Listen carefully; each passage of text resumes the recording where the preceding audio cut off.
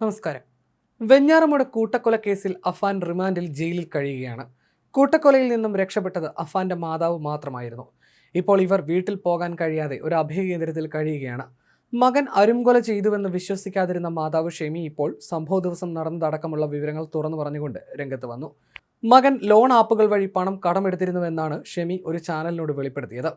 അഫാൻ എടുത്ത പണം തിരിച്ചടയ്ക്കാതിരുന്നതോടെ നിരന്തരം സമ്മർദ്ദമുണ്ടായി എന്നാണ് പുറത്തുവരുന്ന വാർത്തകൾ. ആക്രമണത്തിന്റെ തലേ ദിവസം തുടർച്ചയായി ഫോൺ കോളുകൾ വന്നിരുന്നു. ഇതെല്ലാമാണ് സംഭവത്തിലേക്ക് നയിച്ചതെന്നാണ് വിലയിരുത്തൽ.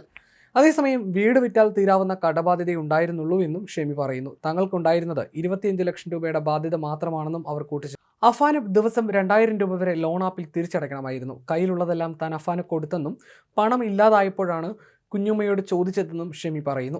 25 ലക്ഷം രൂപയുടെ ബാധ്യതയുണ്ടായിരുന്നു. അഫാൻ ഫോൺ ആപ്പ് വഴി പൈസ എടുത്തിരുന്നു. എത്ര രൂപ എടുത്തിരുന്നുവെന്ന് ചോദിച്ചിരുന്നില്ല. ഫോണിൽ ഗെയിം കളിക്കുമായിരുന്നു. അതിനിടയിൽ അവർ വിളിച്ച് പൈസ ചോദിച്ചിരുന്നു. ദിവസം 2000 രൂപയായിരുന്നു അടയ്ക്കേണ്ടിയിരുന്നത്. ഞാനാണ് പണം കൊടുത്തിരുന്നത്. എൻ്റെ കയ്യിൽ ഇല്ലാതെ വന്നപ്പോഴാണ് കുഞ്ഞുമ്മയുടെ അടുത്ത് ചോദിച്ചത്. അവർ തന്നില്ലെന്നും അഫാൻ പറഞ്ഞതായി ഷെമി പറഞ്ഞു. അന്ന് സംഭവിച്ച പലതിനെക്കുറിച്ചും പകുതി ബോധം മാത്രമാണുള്ളത്. അഫാൻ തന്നെ ബോധരഹിതയാക്കാൻ എന്തോ നൽകിയെന്ന് സംശയിക്കുന്നതായും ഷെമി പറയുന്നു.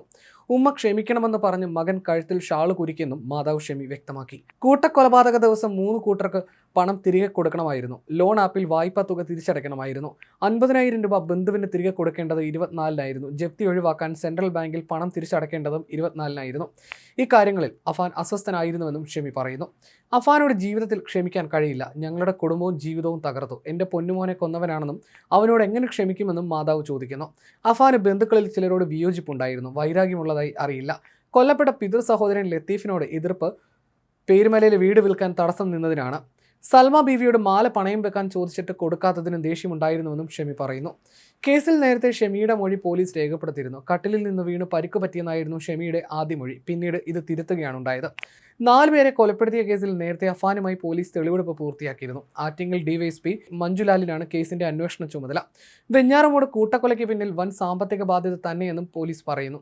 കേസിൽ കുറ്റപത്രം ഉടൻ സമർപ്പിക്കും. പ്രതി അഫാനെയും പിതാവിനെയും ഒന്നിച്ചിരുത്തി പോലീസ് ചോദ്യം ചെയ്തിരുന്നു. സാമ്പത്തിക ബാധ്യതയ്ക്ക് ഇടയാക്കിയത് അഫാന്റെയും മാതാവിന്റെയും സാമ്പത്തിക അച്ചടക്കമില്ലായ്മയാണ്. ഇരുവരുടെയും കയ്യിൽ 1 രൂപ പോലും ഉണ്ടായിരുന്നില്ല. കൊല നടക്കുന്നതിന് തലേ ദിവസം കാമുകിയിൽ നിന്നും 200 രൂപ കടം വാങ്ങിയിരുന്നു. കൊലപാതകങ്ങൾ നടന്ന ദിവസം 50,000 രൂപ കടം വീട്ടാനുണ്ടായിരുന്നുവെന്നും അഫാൻ മൊഴി നൽകിയിരുന്നു.